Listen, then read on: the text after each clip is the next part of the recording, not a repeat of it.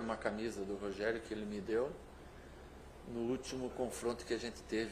Eu não me lembro quem eu estava, acho que era com o Galo, se eu não me engano. Também recebi a camisa dele e guardo, assim como o Thiago Volpi, né? É lógico que tem que ter uma comemoração. Um jogador jogar 25 anos, não jogar, ele servir 25 anos a um clube só, no nosso país que é tão acostumado a rodar assim, o jogador jogar em 20 times e né, tá ano a ano. Ele jogou só no São Paulo. Cometeria injustiça eu aqui, mas eu não me lembro de cabeça quantos jogadores do Brasil tiveram essa façanha, né? Então é nada mais justo e merecido que ele tenha todos as homenagens cabíveis, né, de parte da torcida do São Paulo e agora do Fortaleza, onde ele está trabalhando também. Bom, o São Paulo nos últimos anos tem revelado jogadores que mão de obra que tem atraído muita atenção da Europa, né? Já foi embora o David Neres, agora está tendo chance na seleção, o Éder Militão, e a bola da vez tem sido o Antony, Arsenal, Ajax, acenando aí com propostas milionárias. Para você que conhece o São Paulo, também sabe da questão financeira no mercado brasileiro, como lidar com esse dilema? A gente tem que primeiro entender que se estão buscando o jogador é porque as coisas estão andando bem, né? E uma coisa é clubes importantes buscarem um jogador, o preço é outro, né? E nós fazemos o nosso trabalho buscando isso, né? Que a gente possa produzir para vender, e é uma coisa natural de todos os clubes. Agora, quanto mais tempo esses meninos puderem ficar no São Paulo, maior vai ser a chance do São Paulo ganhar. Então, é natural que você tenha que fazer 1 ou 2 meninos aí em 1 ou 2 anos, né? Mas se eles tiverem uma condição de ficar um pouco a mais, a chance de vencer com eles é maior. Cuca, boa tarde. Boa tarde. Qual que é o papo que você tem com o pessoal antes desse jogo importante? Tem muita gente que saiu da base, que está aqui há muito tempo, que até pegou a época que o Rogério estava aqui, você mesmo treinou o Rogério Ceni. Há uma conversa diferente com esses jogadores? Porque, de fato, uma personalidade importante para o São Paulo, agora em outro time. Há uma conversa diferente? É tratado da mesma forma, natural, como sempre?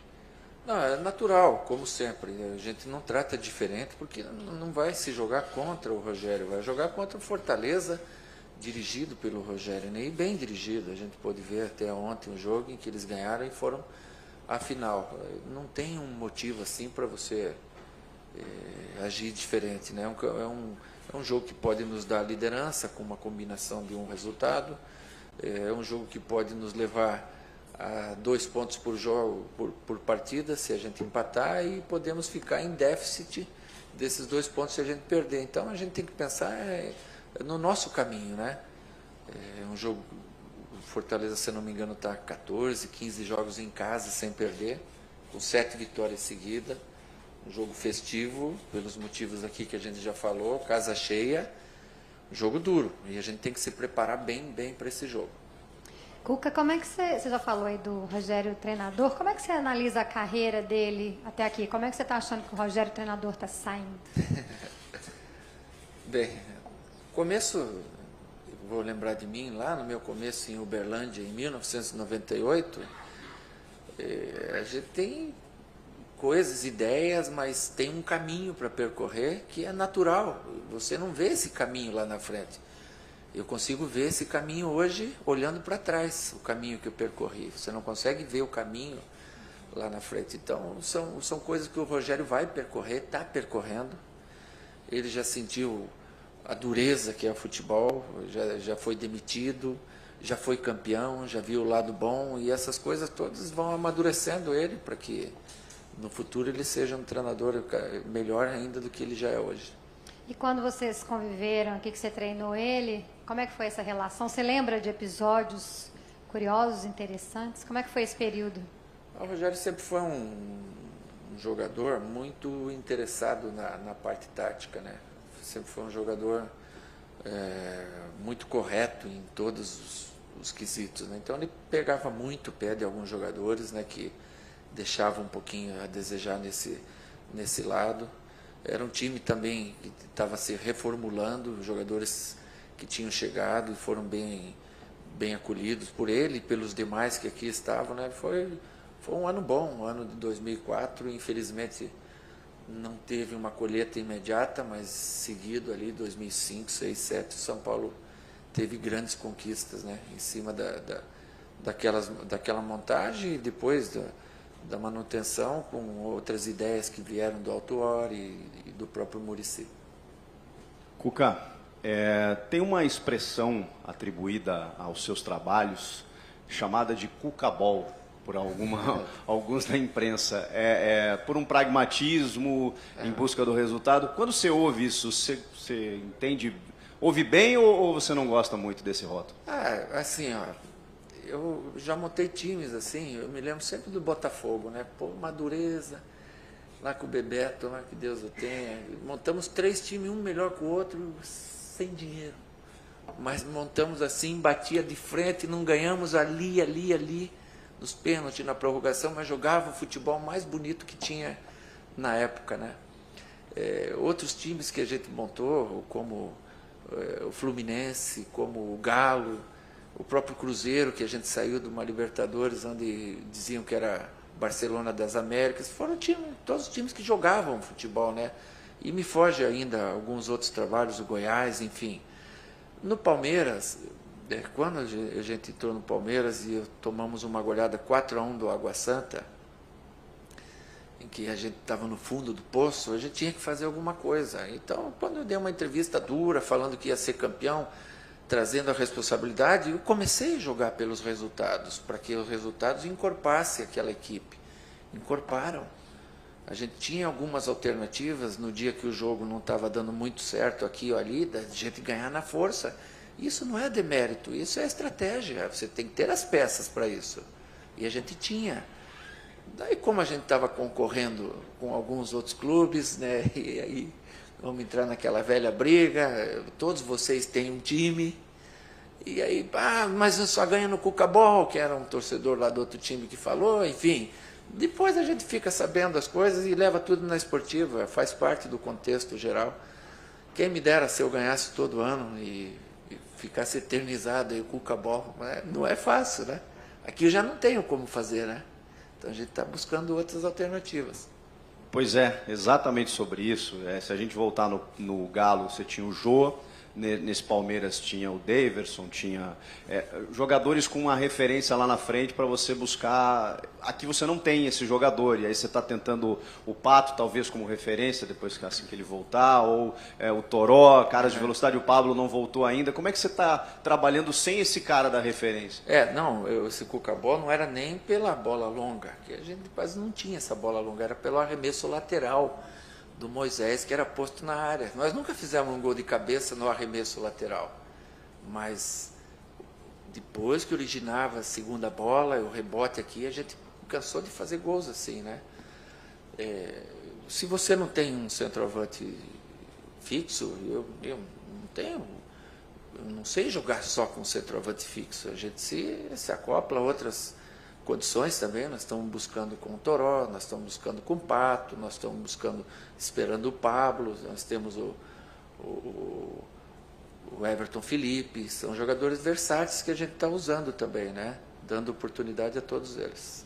Cuca, boa tarde. Boa tarde. Na quarta-feira o Anderson Martins não treinou, e ontem, até onde a gente pôde ver, ele não veio para o aquecimento. Você pode adiantar para a gente, talvez, já o Valse jogando contra o Fortaleza, e o que você pode falar sobre esse jogador?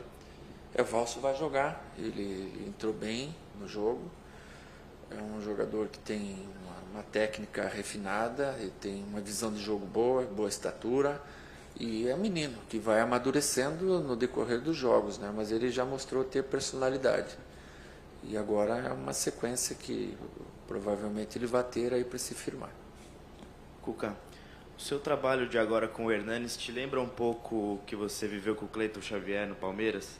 Que era um jogador que todo mundo esperava que fizesse parte ali do 11 titular. Ele jogou quase todos os jogos daquele Brasileirão, mas nem sempre como titular, e mais ou menos como está acontecendo com o Hernanes agora. É parecido, você acha? Mas a gente tinha uma alternativa de jogar fora e outra em casa, lembra?